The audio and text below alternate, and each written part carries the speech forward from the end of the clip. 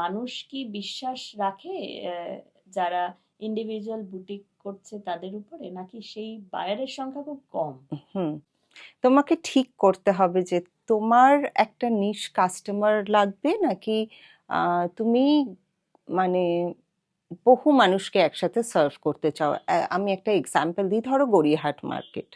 Gariahat market is a known market, হ্যাঁ, হুম। সেখানে প্রত্যেক ধরনের মানুষ আসেন। 200 টাকার শার্টও পাওয়া যায়, 2000-এর শার্টও পাওয়া যায়, আবার 20,000-এর শার্টও, নানা প্যারামিটারের। হুম। হুম। আমার ইন্সপিরেশন কিন্তু গড়িয়াহাট মার্কেট, যেহেতু আমার সাউথ কলকাতায় বড় হয়ে ওঠা এবং আমার সাবজেক্টই টেক্সটাইল পড়াশোনা করা, তো আমি ছোট থেকে ভাবতাম বরাবরই যে আমি কাজ করব, জামা কাপড় নিয়ে কাজ করব। কি করব তখন জানতাম না। তো কেন একজন 200 টাকার শার্ট পরলে তাকে একরকম দেখায়, আর সে যখন একটা লিনেন 2000 টাকার শার্ট পরছে, ধরো বড় কোনো ব্র্যান্ড লাইক স্টাইল এরকম জায়গা থেকে কিনে পড়ছে, পার্ক এভিনিউ এর স্টাইল থেকে, কেন তাকে অন্যরকম দেখায়? Because of the cut, quality and yes. Design.